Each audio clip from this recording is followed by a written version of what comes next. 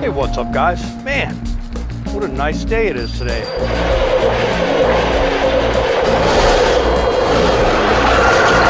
Look at it. Just look at it.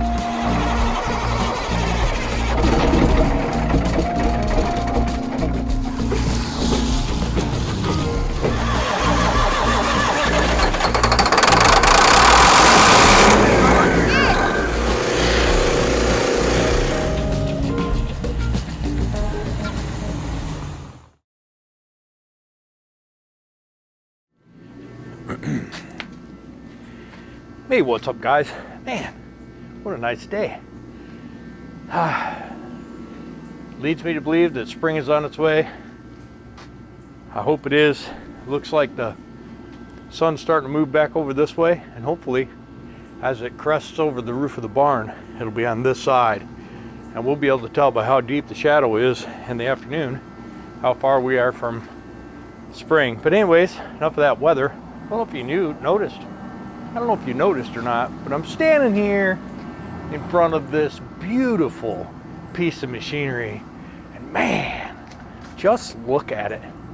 I love Krystal, and Krystal is one of my favorite trucks, and my whole attention span lately has been on Krystal, and we have a lot of stuff going on today, and we're making preparations because tomorrow we're supposed to get a critical component in the mail. And then Friday all day we're gonna hammer down on this thing, get it wired up, and see if it'll crank. And so for today we're gonna swap out that 2-piece harmonic damper and add in a brand new 1-piece damper, and modify some spots that the radiator was rubbing and get that ready to be a thing. Get the drive shaft measured, and I actually think that Krystal drive shaft is going to be long enough, and that's pretty cool. So I don't think I'll have to get it changed. We're going to clean up those joints. We're going to clean up that slip yoke. We're going to get that thing to where it works good. We're going to clean up the yoke on the rear diff, and we're going to try and get that drive shaft in and make sure that it has enough enough movement in the slip yoke that we're not going to come into any kind of binding.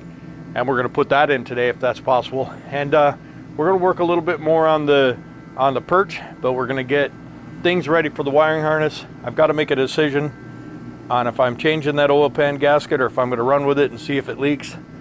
It probably will leak, but I need to locate some other bolts too, because we only got half the oil pan bolts in, so we're going to track that down and finish that.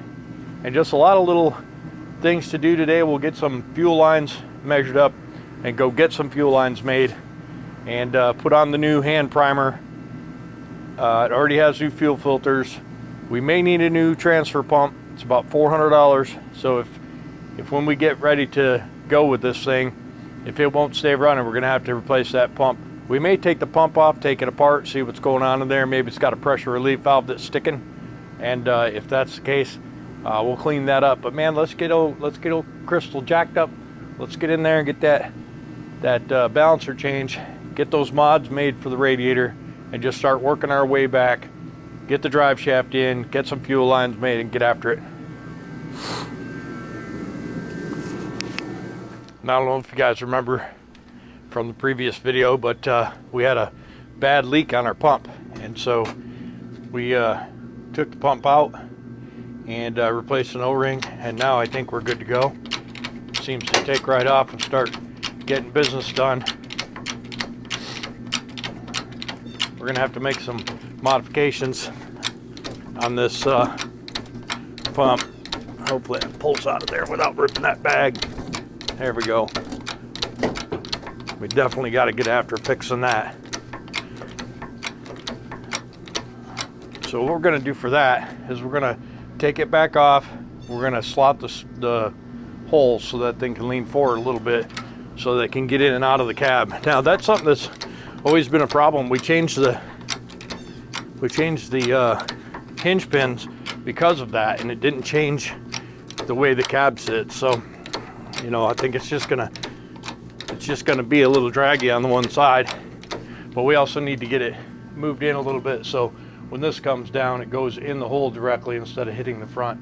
A lot of little stupid things to do, and you know, it's just sharpening our pencil.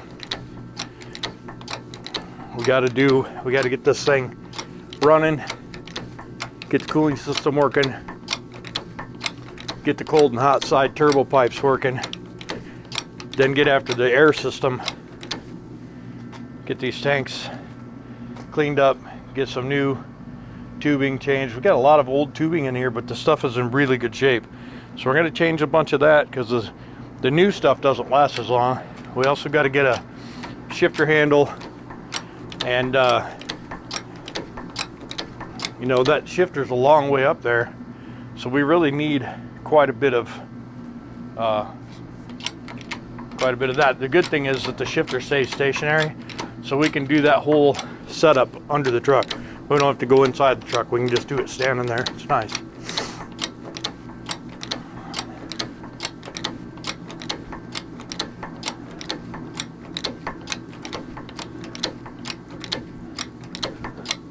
I've got some ideas of how I'm going to keep that hook doesn't need to go over as far as it is. So what I'll probably do is take it off and weld the plug in there so it doesn't come back quite so far. And that'll make it easier going in and out of the hole. And then the only thing I'll have to do really is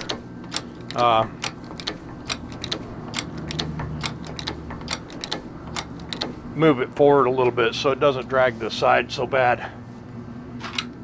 I think I can do that with just a little modification of the bolt holes.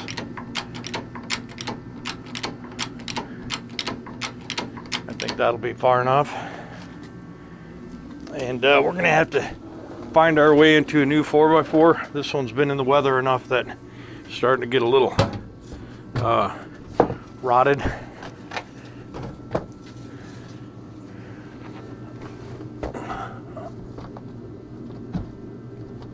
Okay, that'll keep it up there.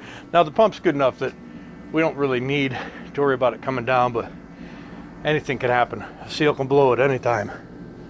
So yeah, let's get after one thing at a time here. All right, let's see what we can do in here now. All right.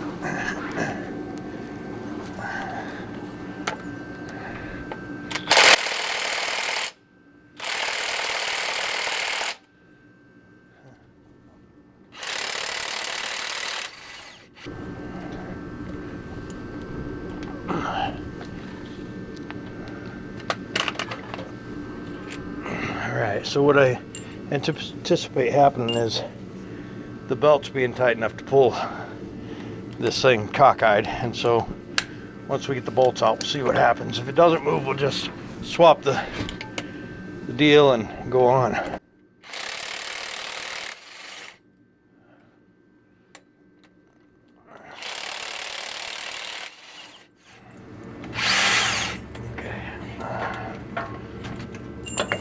Okay.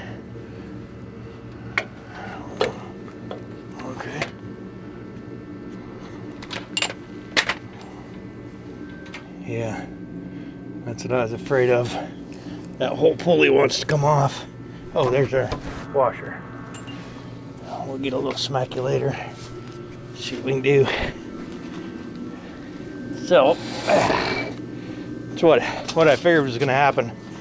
The pulley stuck on the balancer, and so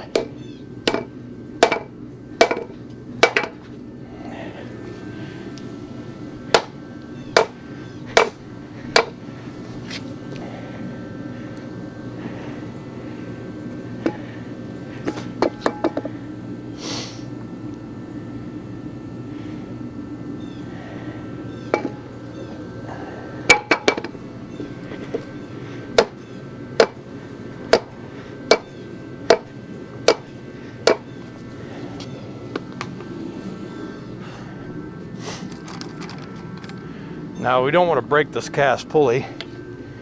That would be suck. You know what I mean?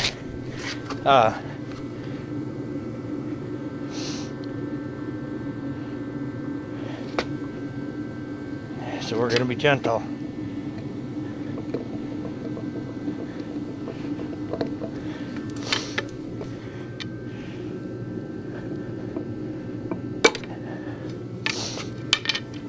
right. All right. Now we set it on a bucket, and then we're just gonna tap.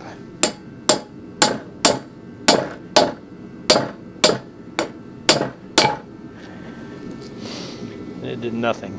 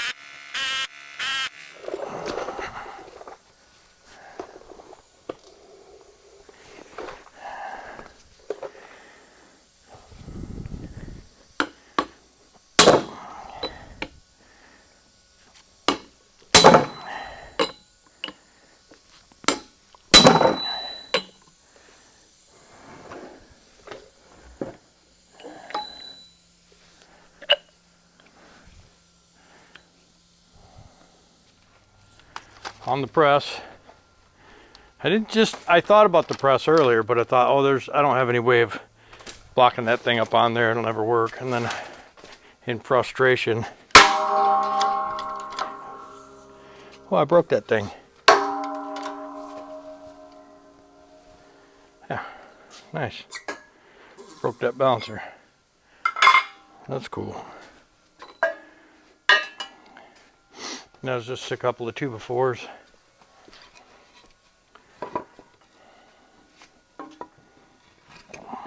No, it's already off. I pick it up and I'm like, oh, I broke it. But yeah, I broke this balancer, which is fine because they ain't no good anyway. All right, let's go clean this thing up. So I was looking everywhere for the nut. Normally I don't take this nut off without leaving it in an obvious place with a wheel. And I was like, man, who did it? Because I never lose it. And then after hunting all over for it, I found it under Krystal. All right, let's look at this pulley. Good. I think we'll do a little bit more right here.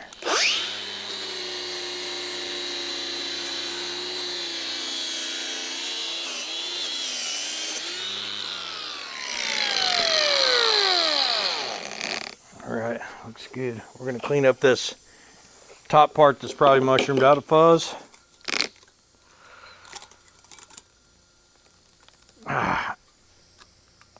Boy, there's something. It's something. Okay.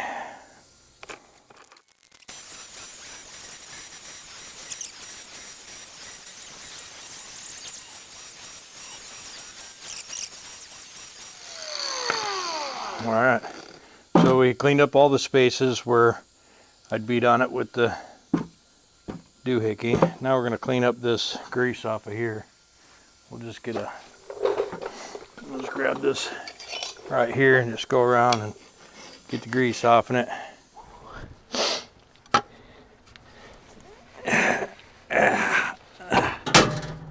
Boy. Yeah. Yeah. Yeah. Yeah. Yeah. Oh boy.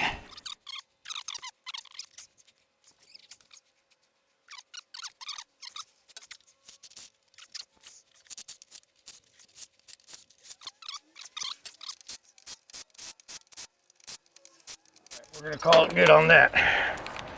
Whew. Balancer is changed. We I need to torque that, but we'll get to it. All right, we're gonna climb up in there and modify that up there.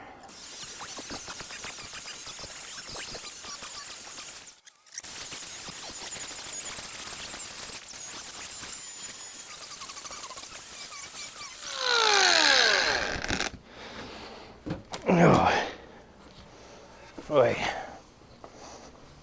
Oi. Yeah. Oh yeah.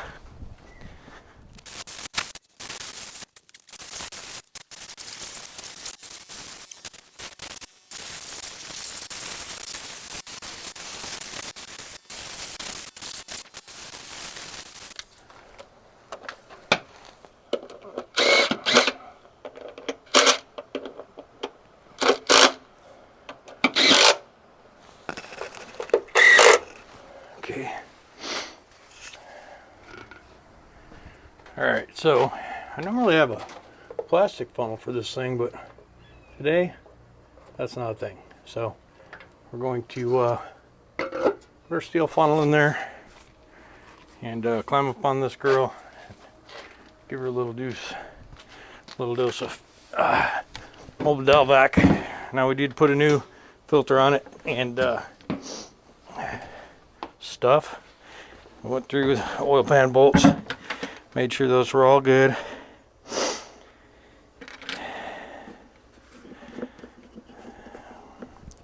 Pouring 5 gallons sucks sometimes, but we're just gonna do what we can here. Pour it sideways.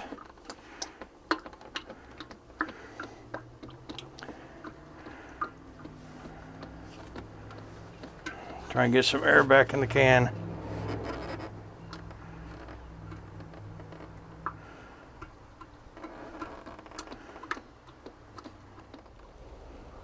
I don't know how I'm making a mess over here, but we're going to take the wiring harness off. Let's get that new wiring harness coming tomorrow, so we might as well get that off and get that space cleaned up. But first we're going to get this oiled up, and then we're going to move that rear bridge for the cab. Then we're going to clean up those U-joints and clean up the slip yoke and see if the drive shaft fits. We're going to tighten up that yoke, and then we'll put that on. The other 5 gallons of oil should be here shortly, and then we'll get this wiring harness off, and then maybe, depending on how that all goes, maybe we'll get the cab all the way up and get the radiator set in. I did some modifications inside to keep that foam off the radiator. That would be cool if we get that working. Then we can move the turbo outlet, and we can kind of try and look and see what fittings we have that might work and what I might need to order, so we can get some cold side, hot side and cold side plumbing done. Yeah, you know, it's coming right along. Let's keep going. Lots to do. Let's see what time it's getting around.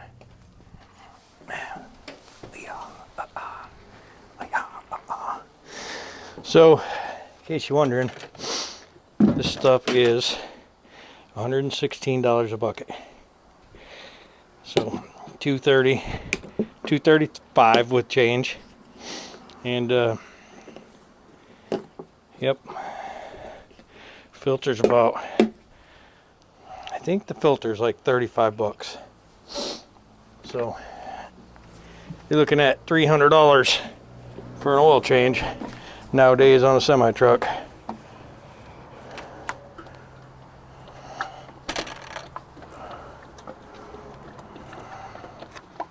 Do this oil change and get this thing ready to go and get this cooling system done and get this truck hot. Make sure we don't have any water in the oil, no fuel in the oil.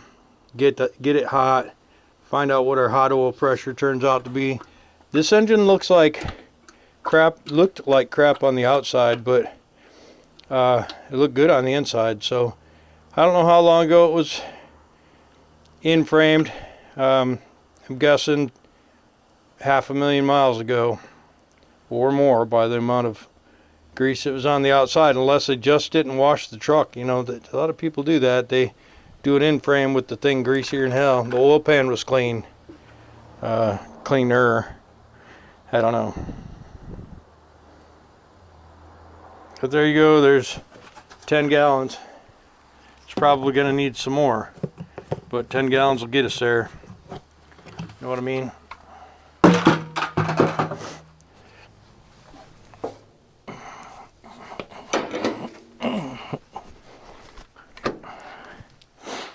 don't think that's getting me what I want.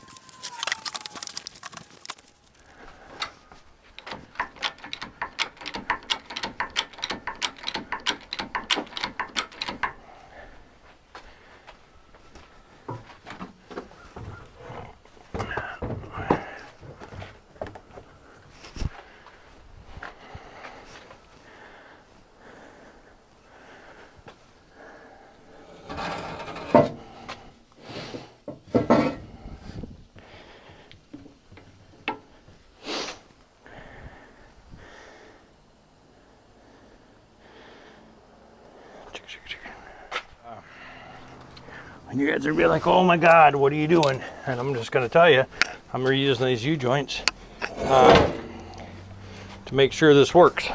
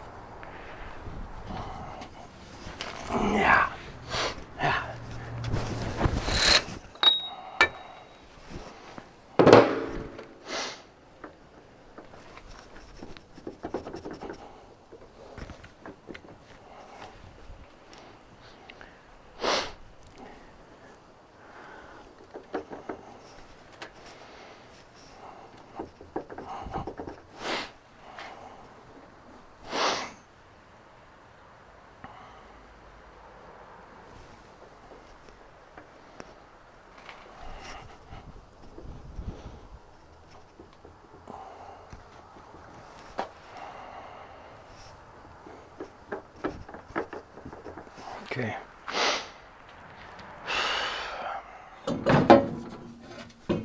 Yeah.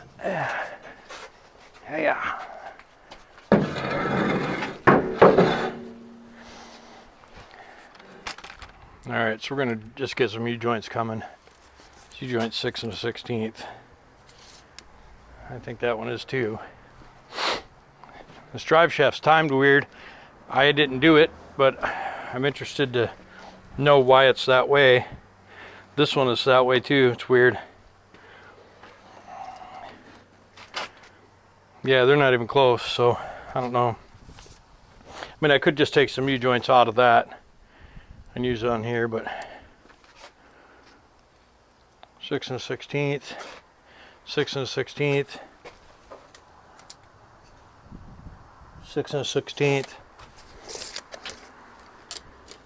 6 1/16.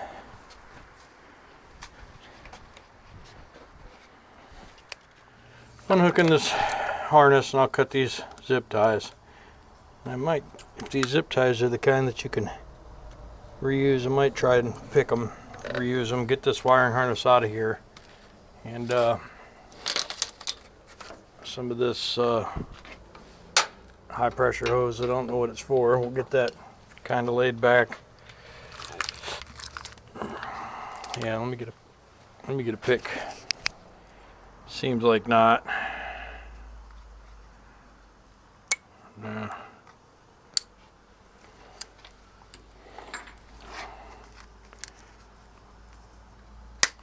They're really good quality zip ties. These ones from the factory.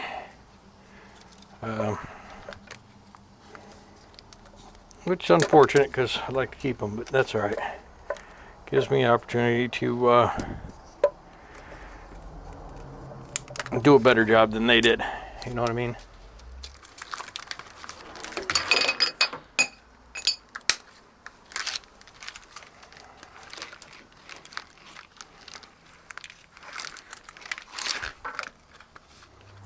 Some of this I'm going to leave until I get it figured out. I think this harness right here is just the power wires to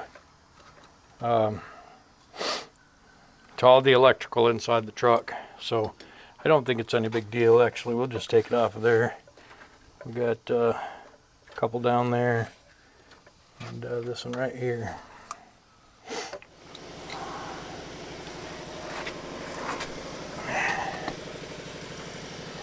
All right. Am I recording? Yep. So this right here is just electrical for the Freightliner. I think this was all of the feed wiring into the dashboard, into that big circuit breaker slash relay board in the kick panel.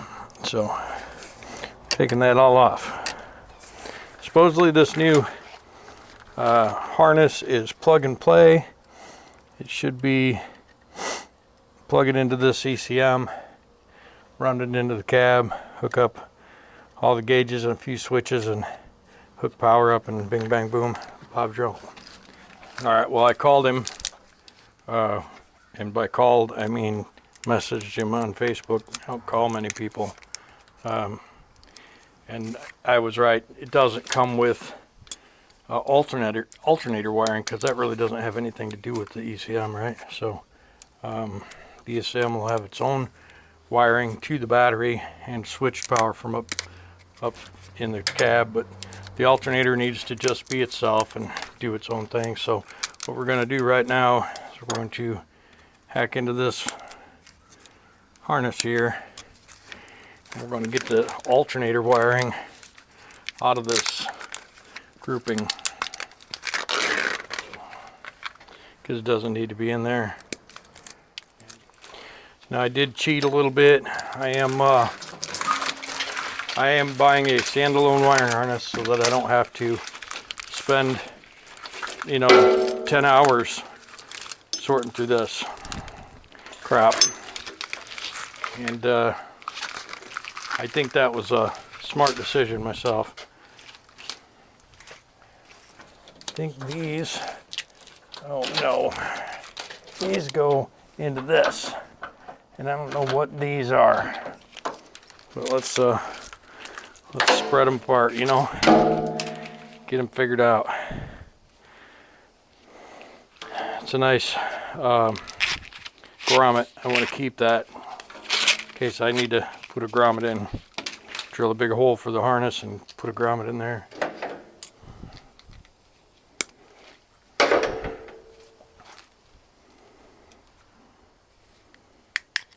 Like that. Okay, take the white bar out. These connectors should pull out. It's not as easy as I thought it was.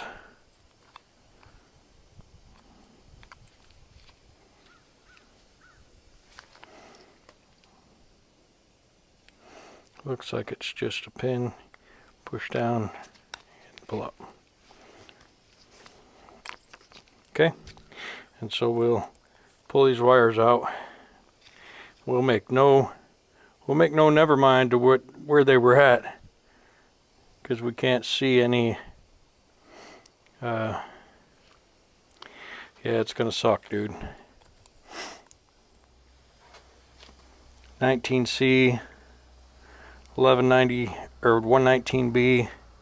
So well, it's fine. These wires won't. They will find a place for them, and it'll be fine. I do need to figure out a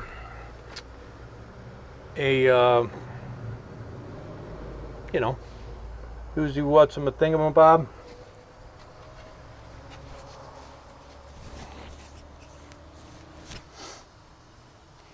And I think it can go vertical or horizontal. Let me go up there. I don't even know if I'm talking to you. Oh yeah, I am. But I don't know when I started. But anyhow, I just got rid of 18C. That seems to be fine. That it's no longer in the mix. It didn't seem to matter. Let's see what we got.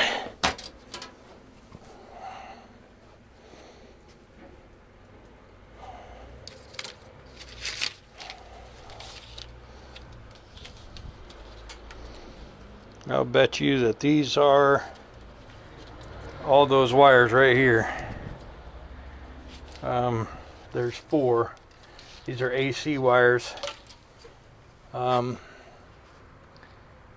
AC compressor and clutch and trinary switch wiring. I'm guessing that that's what that is. And there's those 2 that go to the alternator. One's a ground and one's a hot. Yeah, there's some trinary switch for the AC and the fan. And probably when you turn the AC on, it runs the fan. And then these wires here probably went to another switch someplace else. Let's see, what else can I get done today? I really need this line. I just don't know what I'm going to do about it yet. Probably not going to have the fuel lines attached to the ECM in any way, shape, or form. Just so you know.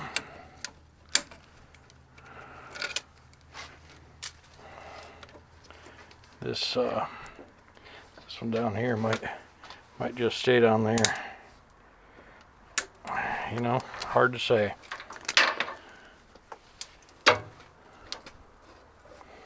Might just come down through here, you know. Hard to imagine what that's going to do. And then this one is probably not going to be connected to there.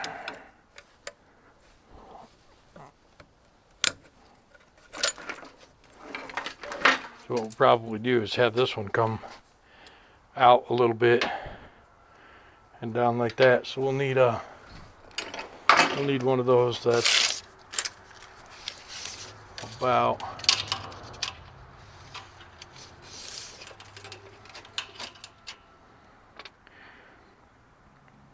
38, 48, 58, 68, 72 inches, 73 inches. So let's see if we can find a hose that's 73 inches long, eh?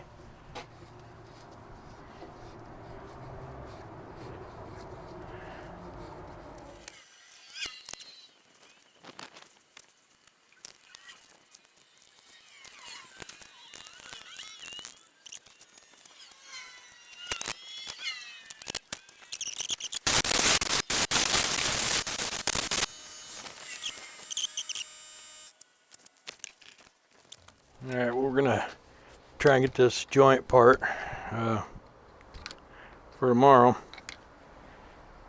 I'm mad I have to do this because I don't want to have to put $200 of the joints in the shaft and then take it and get it shortened if I need to. I was hoping to just use these old joints and see if I could get it to work. Oh, gotta get the 9. Drop back.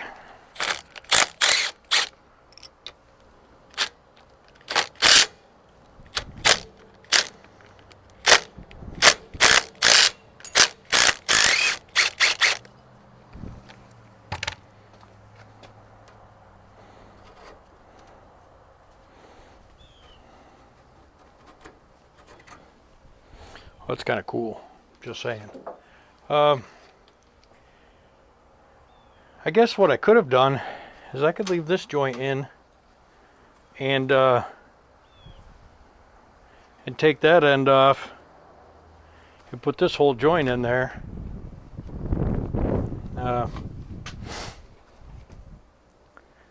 And then just got one of them, but that's okay. It's all right. No big deal. Okay, so I bought this thing. I was looking at them on Amazon, and I bought this thing for like half its price. And it said used, and I was like, hell yeah. And when I got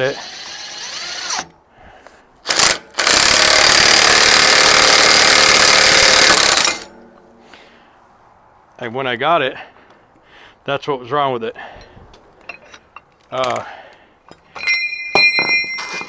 And I thought it just stripped out the cheap bolt that was in there, so I just run a good bolt in there, and that didn't fix it either. Let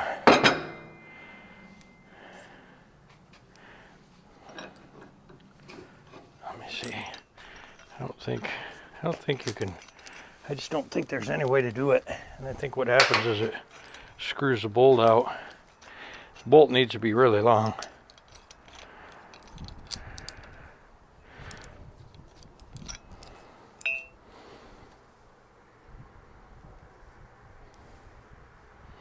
But nope, doesn't work. So that sucks.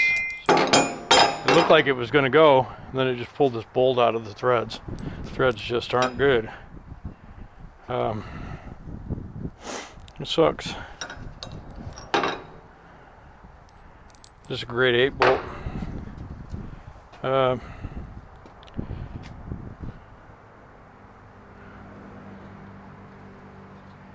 Alright, this will protect us.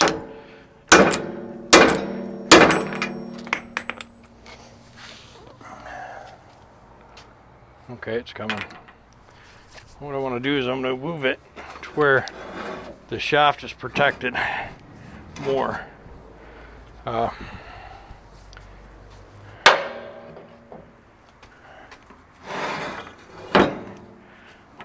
so I'm hitting more on the weld yoke, you know what I mean?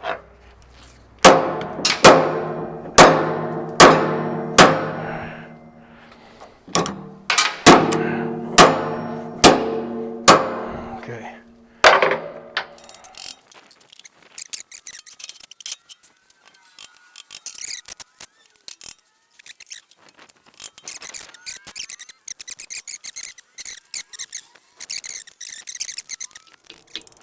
All right, now I'm going to see.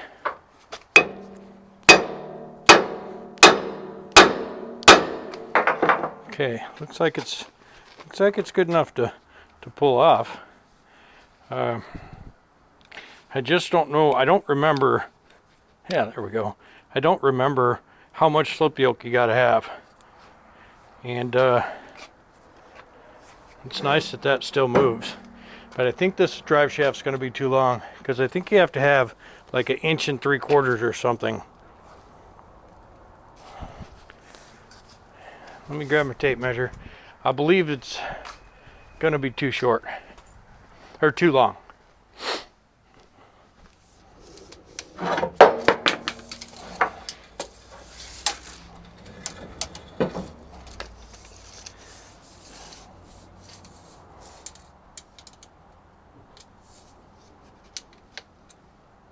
Yeah, I think it needs to be 71. Oh, yeah. So I think we're looking at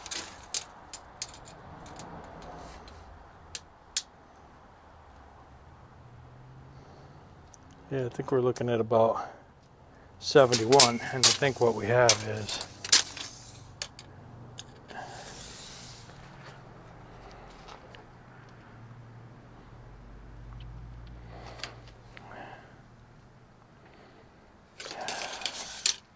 I don't know how I'm measuring that. So I'm measuring it to the center from the back, right? Center from the front.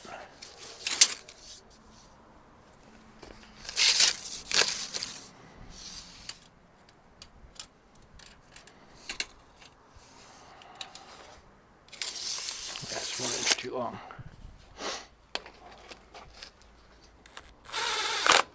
Well, we weren't supposed to get these joints till tomorrow, but they came today.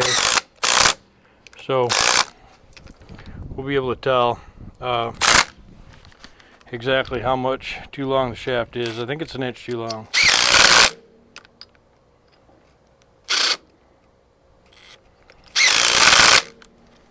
Alright.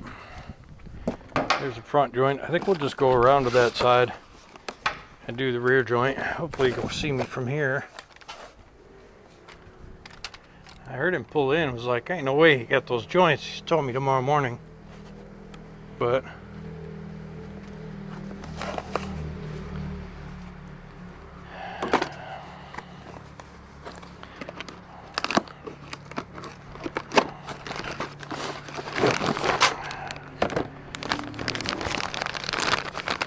alright, so we're gonna keep 2 caps from hitting the earth. And we'll put a drive shaft together and then use these 2 caps. Now this is for the back. I think we'll have better luck greasing it from this side, so let's do it that way.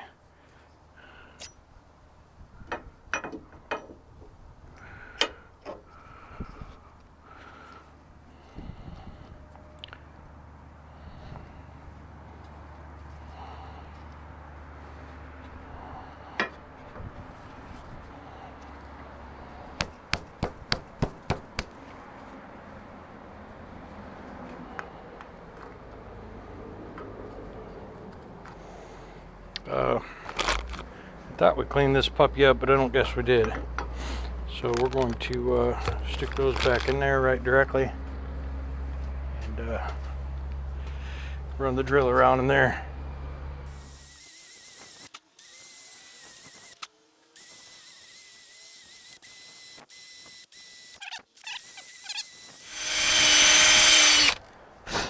And that cap will probably go right in there. We'll try it. Yep. Okay. So again, we're gonna put the grease circ towards the shaft. There's plenty of room in there to get a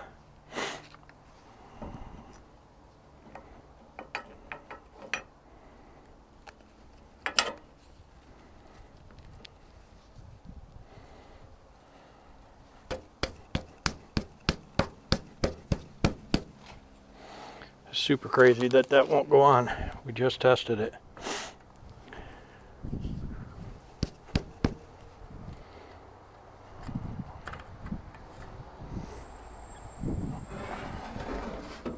You can tap on these bearings.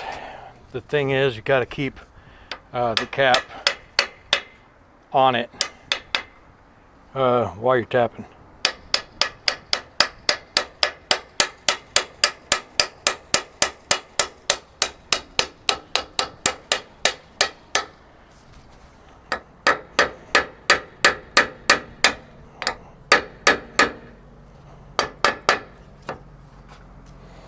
All right, let's put some bolts in there.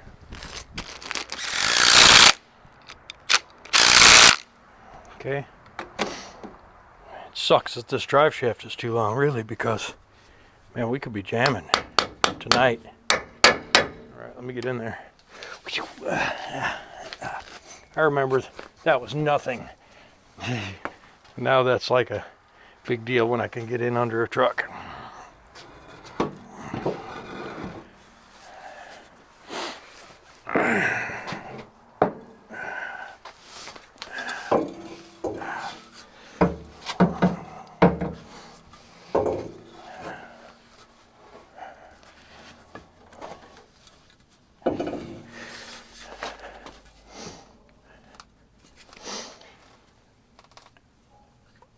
Oh man.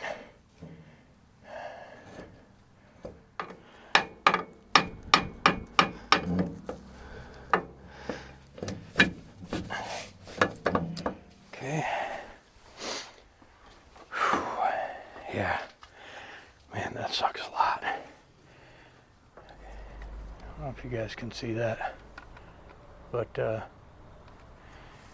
it's at the last inch of travel.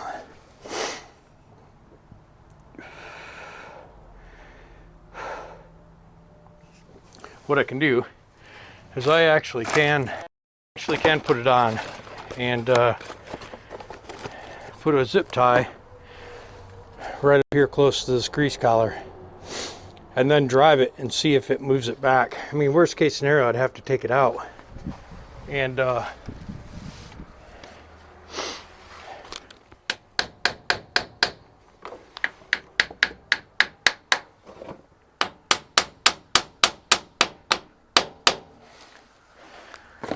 you know, I don't know how much it needs to slip. I'll call the drive shaft guy and ask him, because I think that's a great idea to ask a guy who does this stuff for a living. I used to make drive shafts, so I know how to put them together. I was never an engineer, right? So I don't know what kind of slip you need. Seems like you need a 3/4 of an inch of slip, but I don't know, and I just don't want to mess that up.